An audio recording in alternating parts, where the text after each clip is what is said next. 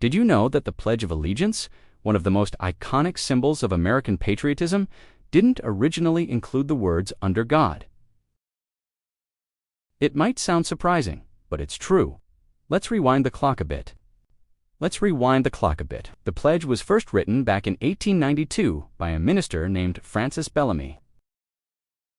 His version was a little different from what we know today.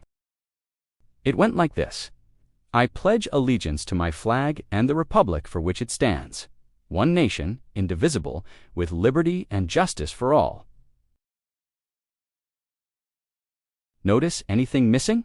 The original was meant to be a simple, universal pledge that anyone could recite to express their loyalty to the country.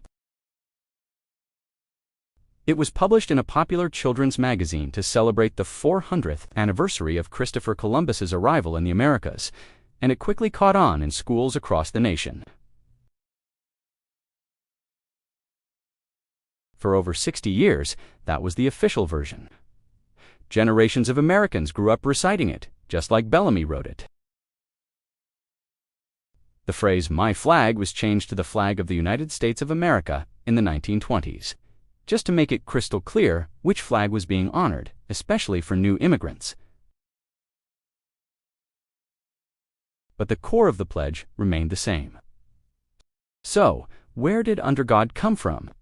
This edition is actually much more recent than you might think. It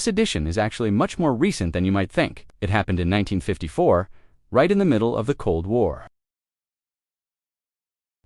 At the time, there was a strong national push to distinguish the United States from the state-sponsored atheism of the Soviet Union. Religious leaders and organizations, like the Knights of Columbus, began a campaign to add the words "under God" to the pledge. They believed it would be a powerful way to reaffirm the nation's religious heritage and values in the face of the communist threat. The idea gained a lot of traction. A reverend gave a sermon about it that even President Dwight D. Eisenhower heard. Eisenhower was moved by the sermon and loved the idea. He felt that adding "under God" would strengthen the spiritual and moral foundations of the country during a challenging time. He believed it would remind every American, every time they recited the pledge, that faith was a core part of the nation's identity and strength. So, on Flag Day, June 14, 1954, President Eisenhower signed a bill into law that officially added the words "under God" to the Pledge of Allegiance. He stated that these words would help America reaffirm the transcendence of religious faith in America as heritage and future, and strengthen those spiritual weapons which forever will be our country's most powerful resource. And that's how we got the version of the pledge we know today. I pledge allegiance to the flag of the United States of America, and to the republic for which it stands, one nation under God, indivisible, with liberty and justice for all.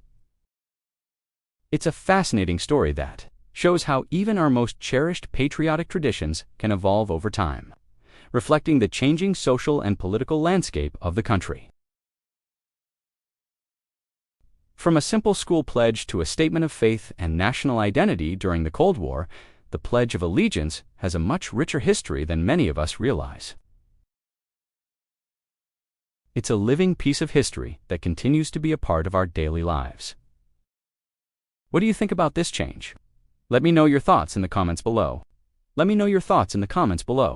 And if you enjoyed learning a little piece of American history, don't forget to hit that like button and subscribe for more fun facts. Thanks for watching, and I'll see you in the next video.